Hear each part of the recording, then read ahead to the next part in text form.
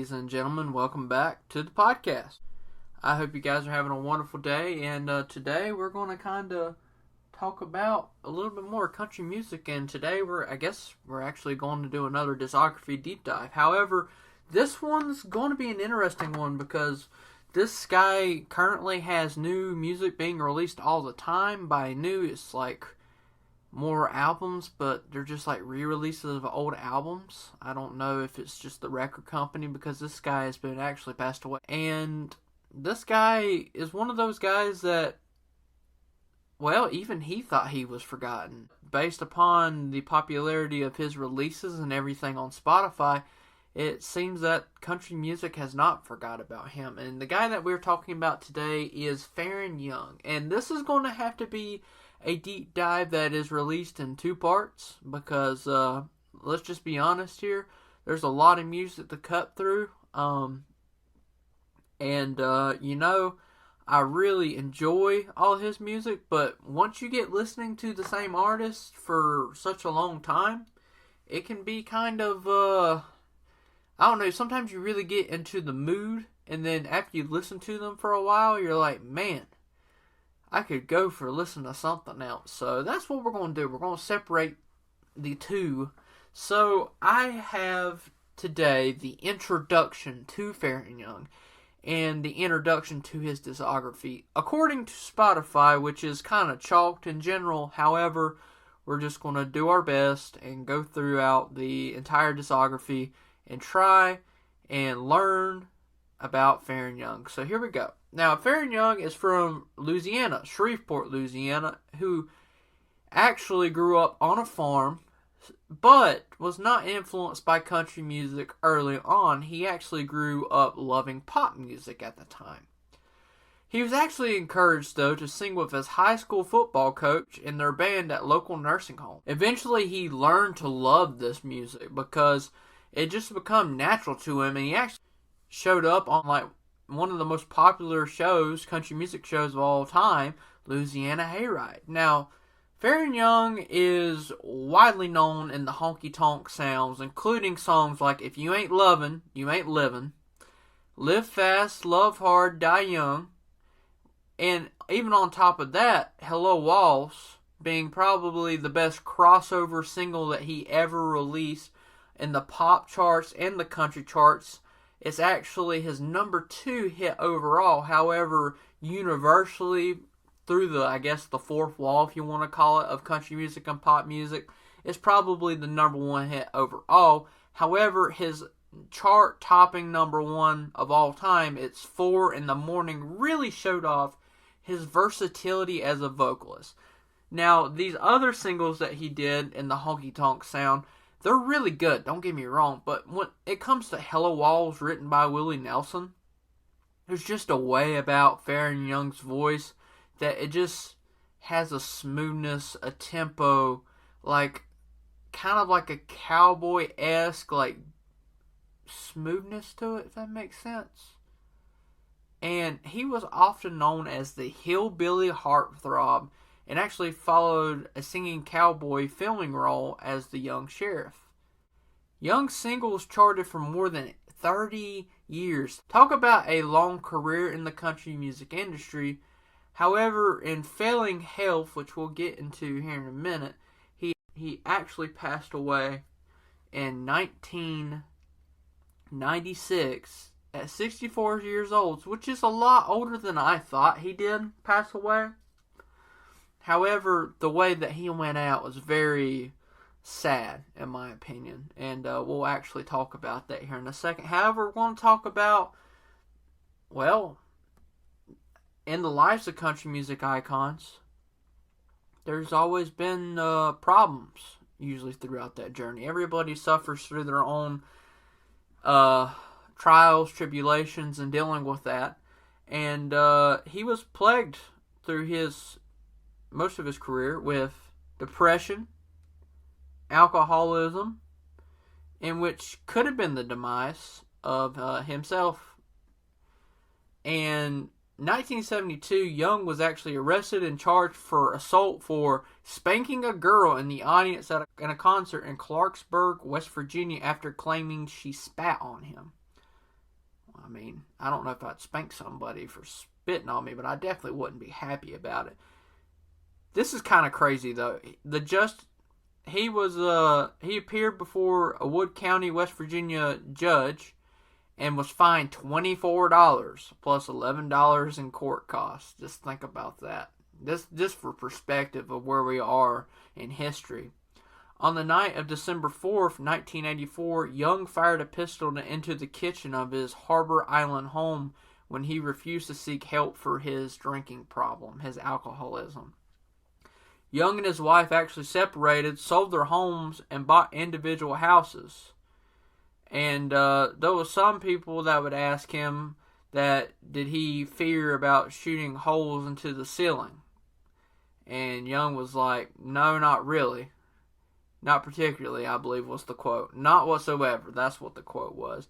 The couple actually divorced after 32 years of marriage in 1986, and this would lead to the health problems of depression. Of course, the alcoholism was already there, but the true depression of being a country music legend, however, feeling like the industry is leaving him in the 90s. Therefore, it seemed very grim, and he actually shot himself on December 9th, 1996. And actually, he died the day after he shot himself. So he sat in pain and suffering for a whole day. And, it was very shocking that he did this because he was very well liked in the country music industry. He was not a very hateable person. He had a very nice personality. He was very warm and inviting, according to everybody that knowed him. And actually, of course, a little extra backstory is he actually served in the United States military early on in his life as well. So it seems like a lot of country music, older country music artists served in the military at some point, which I can't blame them. It's a very justifiable cause to go into, and I respect anybody that does it to this day. But it just seemed to be not necessarily a popular thing, but just a thing that was seemed almost natural for a lot of country artists that I've noticed here in the last little bit, looking at the careers of historically famous country music singers such as Faron Young, right? One cool thing, if you can call it cool, is that he actually had his ashes spread out outside June and Johnny Cash's household when they were gone on the street of Old Hickory Lake. So that's pretty cool. So rest in peace, Faron Young. And of course, looking into his music, it's definitely a type of music if you like old school, like beating, like, it's really hard to describe honky-tonk music in general, but like when an old Hank Williams Sr. tune comes on, like that utter sound, it's just undeniable what it is. It's honky-tonk music, and Faron Young's like the embodiment of it. He also was a very handsome man, according to most people that went to go see him back in the day. Honestly, he has I've seen pictures of him, and he had a very distinct style. I remember him dressing up in like a red, like, not really a cowboy coat, but a little red coat. Had a little bit of little glossiness to it. Man was really feeling himself. So, Faron Young, of course, died pretty early, I would say. 60s to me, which these days is not really that early, and I'm sure for back then it wasn't that early, but I don't know. I feel like he had a lot left in the tank, but due to the feel of being rejected by country music, which is almost like a foresight into how people may feel today, not to the point of being, to killing themselves, but definitely a interesting outlook on quote-unquote Music Row as he was being rejected in the 90s, because you had people like Garth Brooks and Tim McGraw and Alan Jackson and people like that. It's really hitting it big, while these old school country singers who, I'm not saying Alan Jackson's not old school, but just saying that like the old school style country music was not being industrialized the way that it used to be. So that's a little insight on Faron Young. So now we're going to dive into the notes that I have about his music, and I will do my best to try to keep this nice and brief for the first episode, because I'm just going to be honest with you guys, Faron Young has a lot of material to go through. It's been very interesting to listen through it all, but I mean, I've gone through like a good 10, 11, 12 albums on the Spotify discography, and the problem with that is there's a lot of repeats, so I have to like go back and listen to them, and then like seeing if there's any variations in the songs. Like sometimes there'll be just slight different instrumentals and stuff, so you really have to sit here and listen to everything, and once it gets repeated over and over, it gets to the point where you're sitting there like, have I heard this song before? Maybe I haven't, and then you go back and listen to it, be like, well, I've probably listened to this song about 15 times now. It gets kind of crazy, it really does, but it's a really enjoyable experience, and anybody that knows me, I love to go through and dive into albums and find songs that I may have never heard of, and this is definitely one where I found a whole bunch of songs, but a whole bunch of repeating songs, and yeah, it's been a trip, it really has. So we're going to start with the first album that I have in the notes, right? And the first album that I have in the notes, as I scroll through, because I actually take notes on these, is released in 1963. Now, I will note that Faron Young started releasing albums in like the 50s. So, essentially, a lot of this music is either re-released or just the discography on Spotify, which, I mean, if I had every single Faron Young album on vinyl, I'd be turning those things and listening to them that way, but I don't. So, this is about the closest that I can get. So, 1963, titled Alone With You. And then the first track is called Some of Those Memories. And this is when you cannot remember the good memories of a relationship, but you're always plagued of the bad memories. And I love the strumming in the third stanza, especially when he's talking about how he's a prisoner or a prison of memories, right? He's in a prison, and it just feels like he's imprisoned by these memories of being bad. And then Backstreet Affair, this is about, of course, a love affair that's going on in a small town. A ton of people talk, like, a lot of garbage about them. Like, you know how it is in a small town. It doesn't, if you don't know how it is in a small town, let me go ahead and just set the scene for you right here. So, for instance, I went to school in a fairly small town. I don't know what the population of it is. We'll say middle school, because that's when most people would say high school, but I went to an early college, so I got to avoid majority of that drama crap, which was great. Middle school was kind of like my introduction to it, and when you have a class of maybe 165 people, I mean, it's going to be bound that if someone ended up kissing somebody somewhere, you're going to hear about it, and the whole town's going to hear about it, and there's going to be all this drama that's thrown onto it, and everybody knows it. So if you're trying to hide the fact that you are in love with somebody, it's about impossible in a small town. So that whole premise of being in love in a small town and breaking up in a small town and stuff like that is an actual thing. It really is. But when it comes to, the lyrical sensation of Sam Hunt talking about a breakup in a small town, can't say necessarily that I like the beat of that song, but there is a truthfulness to relationships in a small town, how almost intimate they are, and how it's really hard to hide anything that's going on. So that's what this song's really talking about, right? So, once a day, this is about being stuck about, thinking about one who has moved on from you, but you're thinking, like, once a day, I always think about you. And it's almost, again, where he's being haunted by these memories. And, of course, these songs were before his divorce, right? So, there could be some implications of, his marital life may not necessarily be, the best marital life. However, they were together for 30 plus years. I would say that they at least had a pretty good marriage life, you know what I'm saying? So it's kind of interesting. Apartment 9. So this is kind of a ditto on the previous track. This track has like an old school Western type beat to it, like almost like you're in the Wild West and you have a cowboy that's playing a guitar and beating to the sound of a horse almost while he's riding. I know that's almost impossible to do. However, that's kind of the feel for it, right?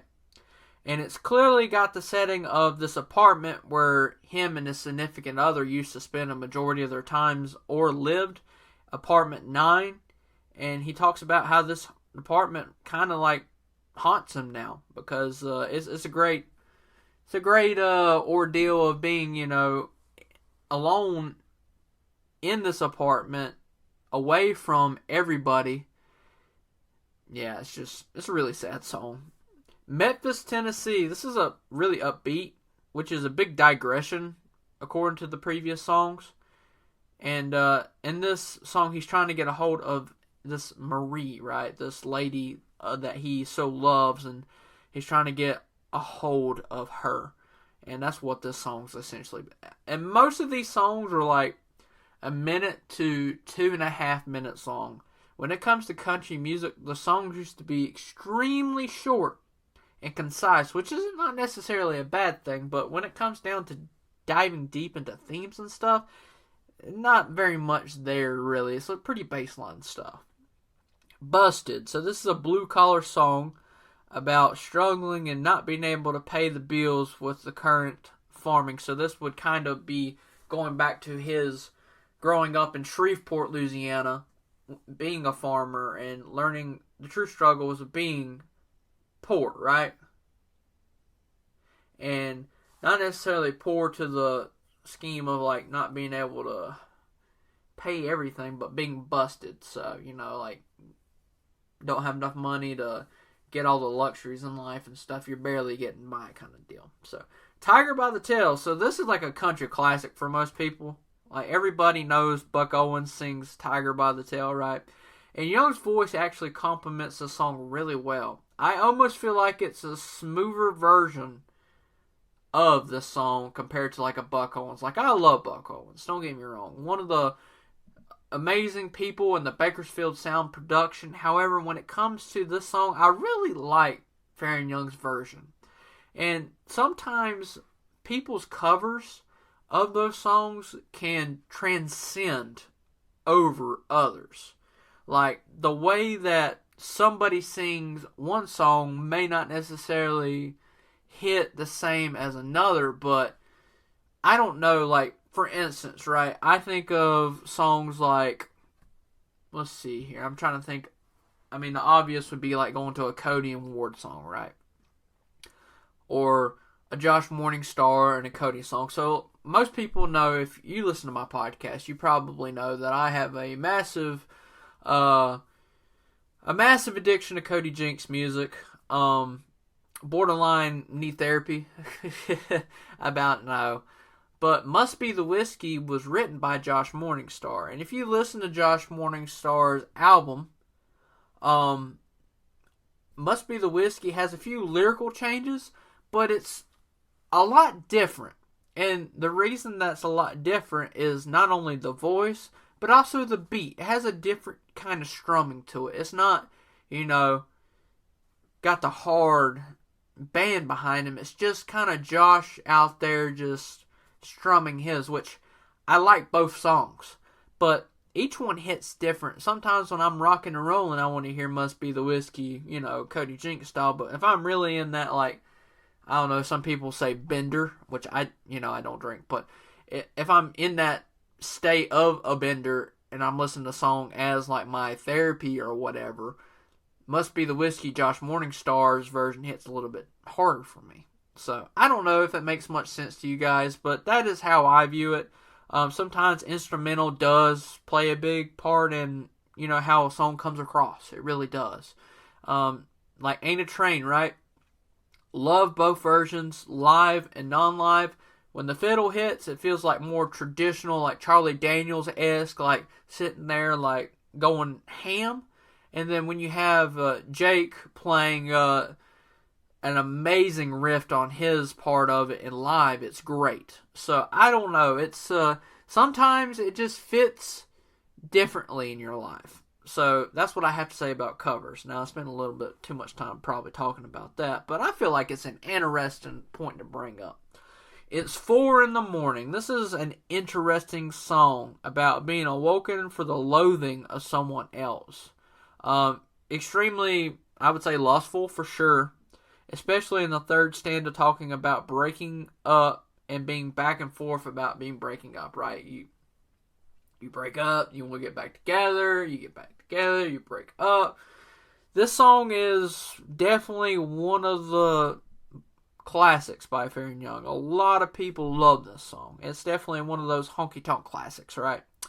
3 days. And I really love the old school beat of the song. The lyrical quote of yesterday, today, and tomorrow being those 3 days, right? And I like it. Like, that's a really important thing. Like, if you really think of the grand scheme of things, the most 3 important days are not like specific dates. It's what you did yesterday.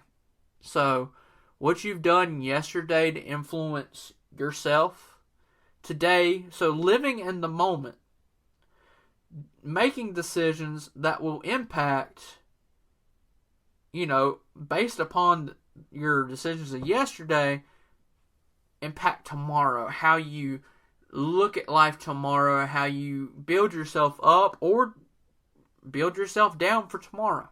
It's a very deep song. I like it a lot. Sawmill. This is about losing your woman over work, right? Like, you're over there trying to just work really hard, provide for your quote-unquote self and family or significant other, and it don't pay. It don't pay real well. And it's hard work, and, of course, being the greatest problem with this is, here,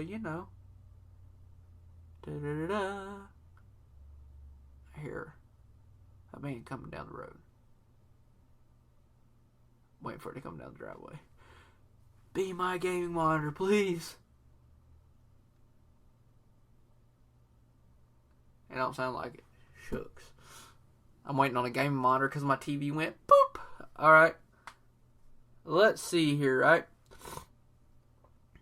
And he actually said that in this song. He says, a woman is like $1. Which, I mean, if you look at it from today's viewpoint, now that's a pretty strong lyric, and I would say that, if that came out today, then there would be some complications with that lyric, we'll say. But, it's just part of being all the times, right? So everybody knows Roger Miller, King of the Road, man. This is about that hobo that's living day and day on limited income, and he's the king of the road. Just as a quote. And Faron actually does a cover of it, and I don't know what it is to me, man, but Faron Young's voice is just so smooth. Like, I love Roger Miller. Like, one of my favorite songs I used to sing with my grandpa is You Can't Roller Skate in a Buffalo Herd. Like, that's just a funny song to sing. And something about Young's cover really does such a great job fitting with this song. I wish I had Faron Young's voice, I'll tell you that. Swinging doors. So this is being dumped, right? And you basically call, like, your girlfriend, ex-girlfriend, and be like, yo, if you need me, I'm going to be at these swinging doors. I'm going to be out here hanging out there with my boys, drinking the beers, the whiskey, just listen to the tunes on the jukebox. I'm behind these swinging doors. So, like, kind of a saloon-esque. And this is a Merle cover, of course, and I would say it's definitely a good song. I mean, any song that's by Merle's a good song, but it's just, I don't know. I feel like Faron does a good job in the song, but it's one of those instances where I'm like, I like the previous version better. So, Country Girl. So this is losing yourself to a country girl who you love so dear to someone else, right? This is about losing your girl, who is indeed country, who loves someone else now. And the fiddle is amazingly great in the song. It's a very underrated fiddle. And it's just kind of like a secret love affair. Like the Backstreet love affair. However, it's a flip of the coin. You know, it's not like me and you are getting together and having an affair. It's like you and him are having an affair on me. You know, it's a flip of the coin, which is on the same album, which is kind of, I don't know, it's very interesting. I wish it was back to back. That would be interesting, because that would have been like, you know, they're having an affair, and then you put yourself in the shoes of the person that's getting cheated on the next track. That would be pretty cool. I'd trade all my tomorrows for just one yesterday. Oh, man. Talk about an extremely deep song. Being willing to sacrifice your whole future to get that significant other back. Willing to do whatever it takes. Sacrifice your riches, your future, your job, whatever it takes to get this woman back. And talk about a deep song. Just the title, I'll trade all my tomorrows for one yesterday. For just one yesterday. The minute you're gone. So this is kind of the heartbreak of a staple of Young's albums. He's missing a lady of his. He prays, he begs, he just wants to be with her. And obviously it's of course to no avail. Think of me when you're lonely. So the strumming in this, excellent. You're essentially telling that lady, be like, hey, think of all the good times, but, you know, whenever you're lonely, I'll be out here. I know you're traveling, and I'll be waiting for you. You know, it's kind of an interesting, beautiful song, in a way. Hey, Mr. Bluebird, a metaphorical bluebird that you invite to come stay in the household to create happiness, to heal his heart, right? Of course, bluebirds being blue, and his heart being blue. So, you know, it's just a little fun, upbeat song. Be like, hey, bird, come hang out with me. Help me redeem myself. I can't help it. Basically saying, don't blame me for being mesmerized by the woman that's moved on, right? I can't help it. Like, yo, this girl was so important to me. I can't help it that I love her so, you know. Your cheating heart. I mean, what can I say about this? This is like the ultimate revenge song by an unfaithful woman. And whenever it has something to do with Young covering, it's just the smoothness, right? If you can imagine any country music song, I would say that Faron Young could probably cover about 80% of them with a smooth voice and make them either, you know, at the level of the artist that first sang it or above. I'm not saying this one's above, because I mean, it's hard to beat Hank Williams Sr., but I'm just saying. Next song is Just a Little Lovin'. So this is showing love in the right way. You know, simple as that. Nothing too incredibly deep there. Satisfied Mind. That is talking about wealth being just that. And the wealth being simple, supported by friends, and at death he will be happy and satisfied. So essentially, not being rich in regards to numerical value, household, cars, but being rich in love. And that's probably the most satisfied you'll ever be if you ever get to that. Great song. Dance Her By Me one more time. So never giving up on a lady that you see in public. So like you're saying, like, you're trying. Alright. Boys, visualize it. Alright, you're in a bar.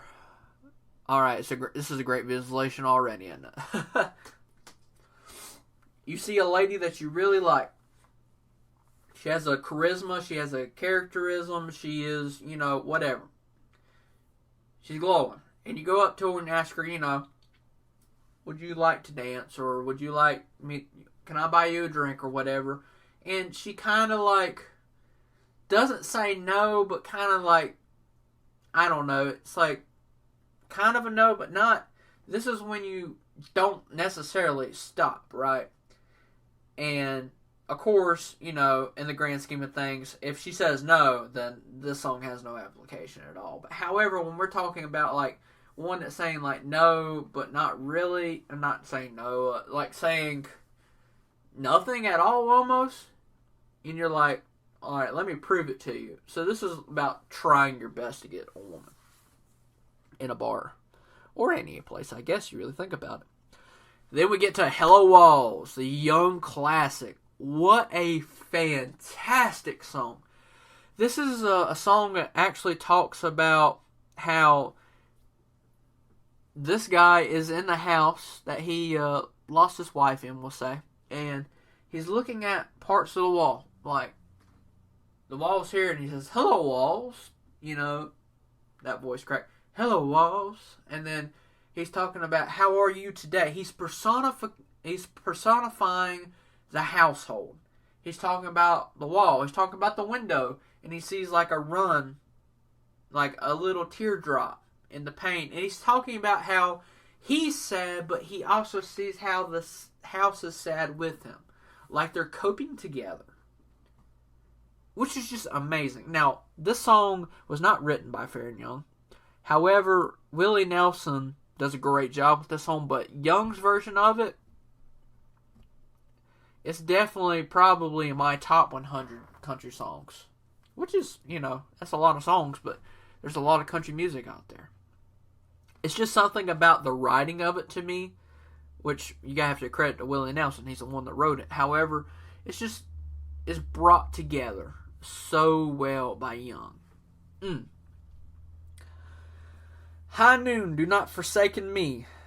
I love, love, love the beat of the song. Really short, yet really powerful about being standing hand to hand, side by side, through thick and thin. Is she all you thought she would be? Talking about being concerned on the woman being false with, her love, just like she played the artist.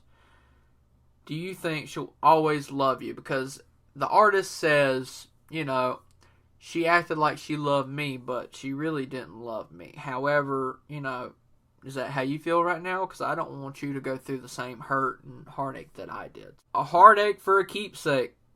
Great title.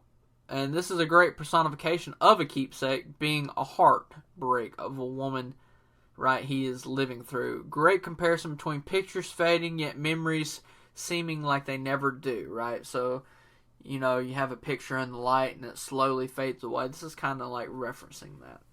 Face to the Wall. So this is being cheated on by a woman who you got caught in the act, right? Turning the metaphorical photo of the previous lover away from yourself.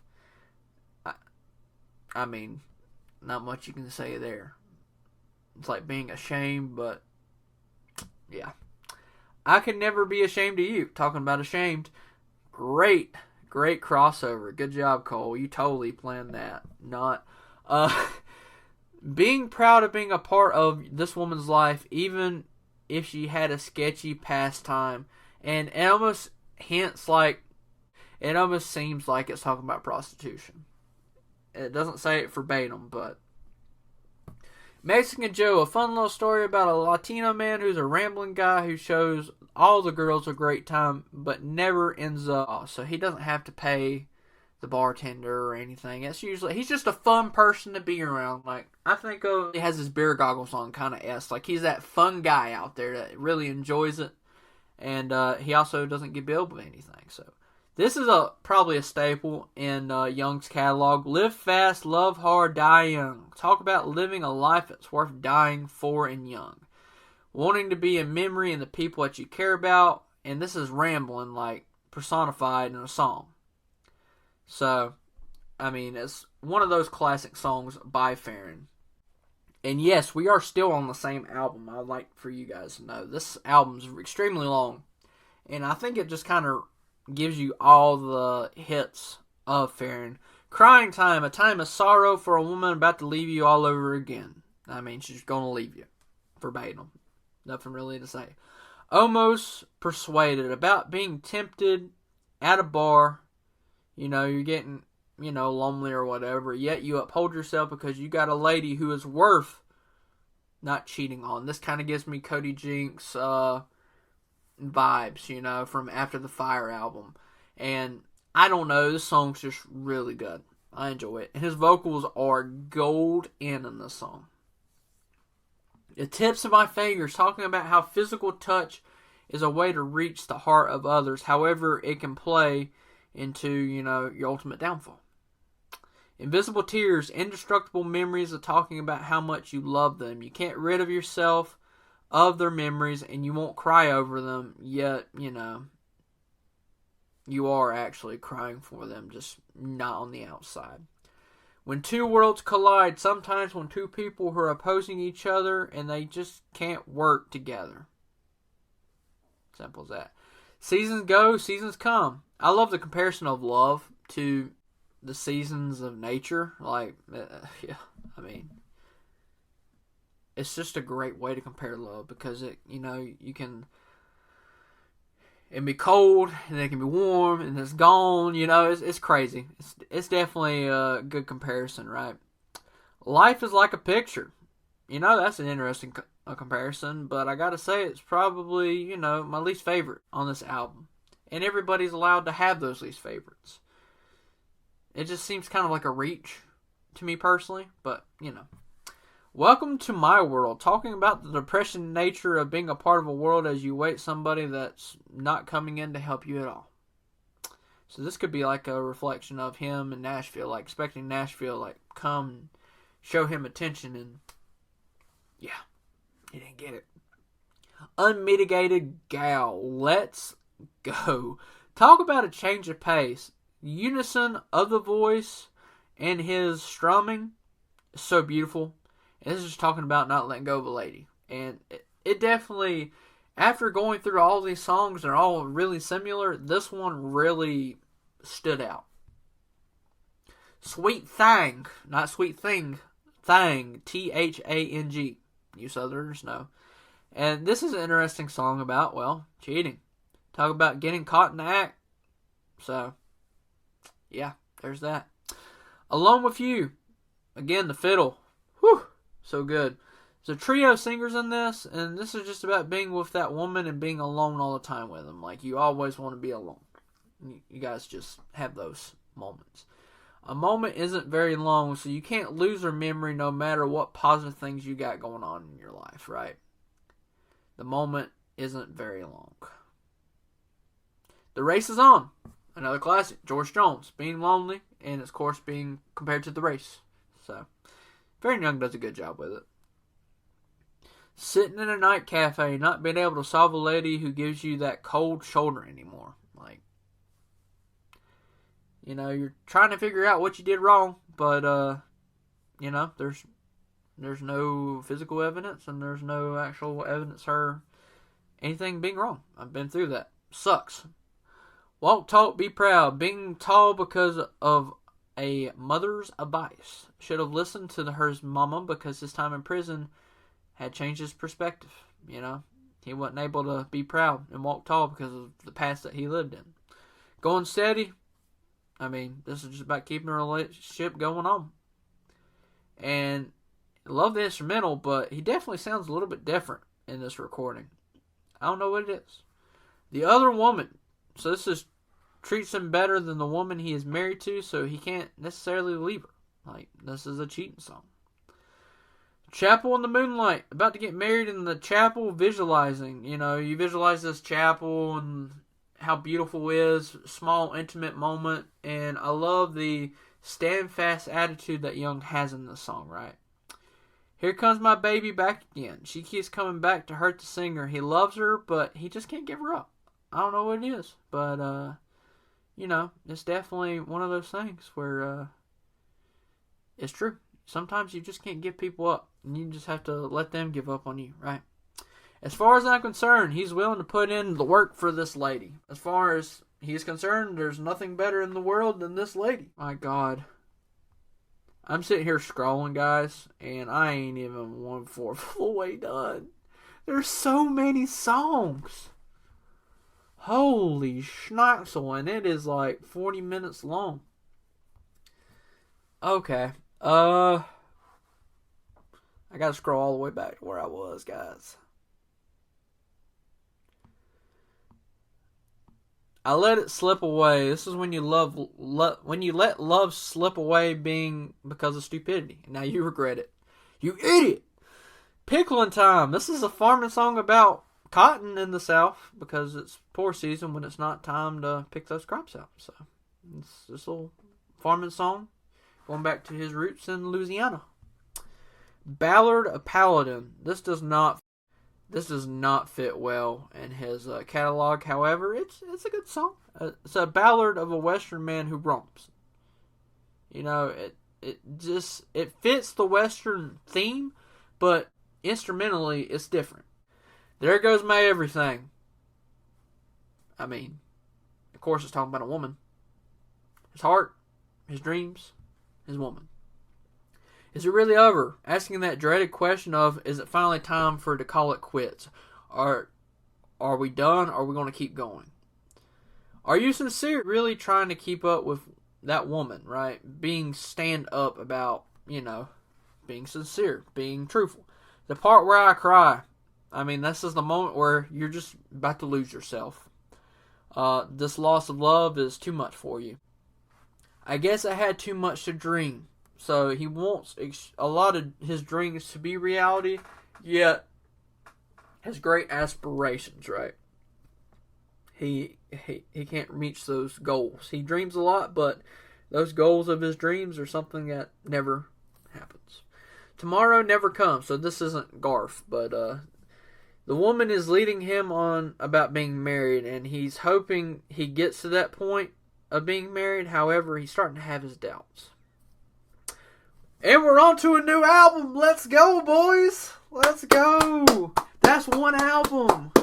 Now you can see what I was going through. This is amazing, right? So we get into The Country Christmas in 1972. White Christmas, very minimal instrumental, and really puts Young's voice on display. Great job. The Christmas song, people say Merry Christmas, Christmas all the time, but there's just something about the word Christmas that holds a deep meaning for a lot of people. Happy birthday, Jesus. Gospel theme, bassline beat, nothing too crazy.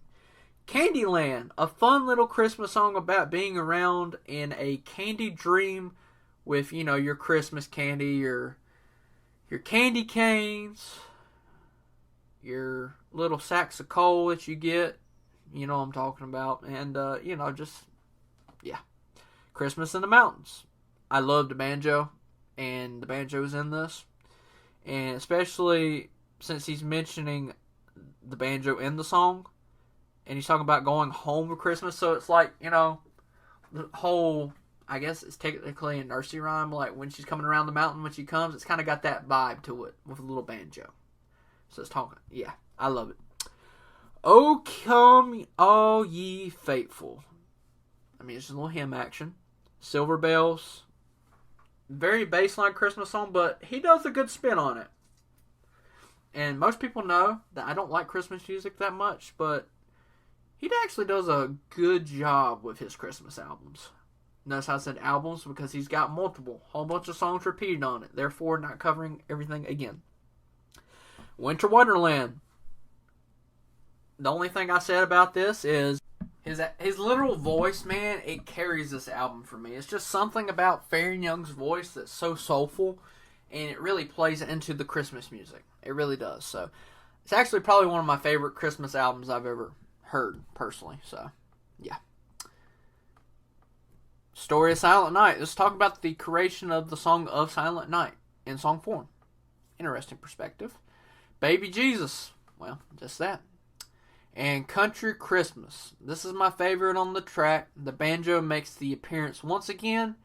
And let me tell you, that banjo carries that song with his voice to upper levels.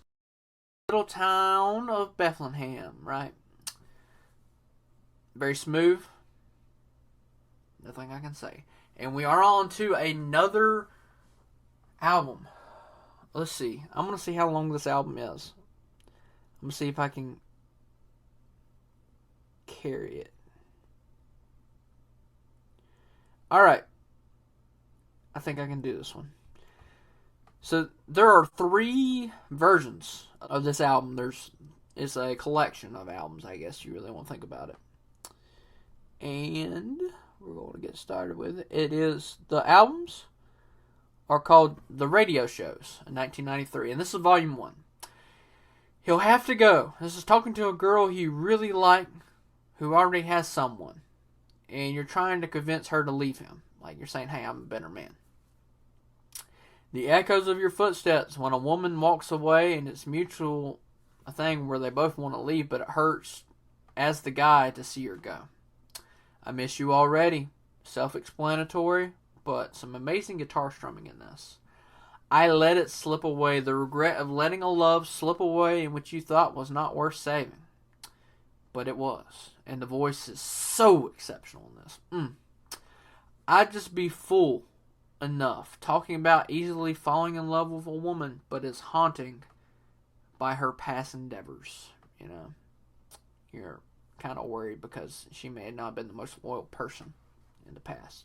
Detroit City, wanting to come home while you're stuck in the city life. This is a Bobby Bare classic, and his voice is really good in this. I don't think it's better than Bobby's, but it's pretty close up par with it.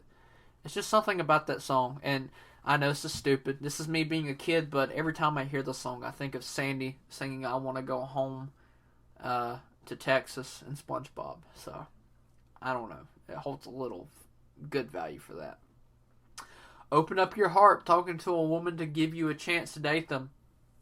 I mean, that's very relevant because in this world,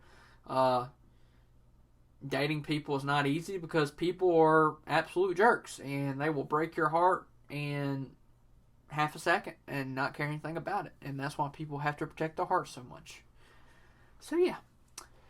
Ain't Had No Living, being in solitude, since you can't really be dealing with the loss of a person walking out. So you're just in solitude. Let's Pretend, a making up song of the ages, forgetting past transgressions and just loving each other. I Fall to Pieces. This is an interesting song because it's Patsy Cline cover, but a male person covering her. It's a great job though. Friends Owning a Past Love, it's not working. And then he has a Pearl Beer ad in each of these albums. And this is just, and after that, he's just got a little sign off from Faron Young, fun little tune. He says adios. And I think that's where we're going to conclude this one. I have so many more albums to go through, but this is a good place to stop because it's going to be around that 50-minute mark. I hope you guys enjoyed. I hope I didn't go too fast, but the problem with Faron Young is he has so much content, and in the realm of having too much content, I got to try to get through it fairly quickly. So the best thing, if you want to hear more Faron Young, is to listen to him yourself. He's on every musical platform, YouTube, Spotify, Apple Music, everything. And personally, I would recommend listening to the last few songs that I was talking about, his radio show, because it has just a great collection of music through all 3 albums since we got through the first one. However, those are pretty decently well done. And I will also say the Christmas album, just choose one, go through it and listen to it. They're all the same reproduction of the same album, but they're all really good. So thank you guys so much for supporting me and listening to me blab about country music. I hope Faron Young's story is interesting to you, and I hope it's relevant today. I feel like it's a good foreshadowing of what's come in country music today. And yeah, I appreciate all you guys listening in. And I hope you guys will come back and listen to the second part whenever I get to it. It's going to definitely be a classic, a country classic. Ha! Funny joke. Alright, see you guys later. Peace, love, chicken grease, and keep country music alive, baby. Adios.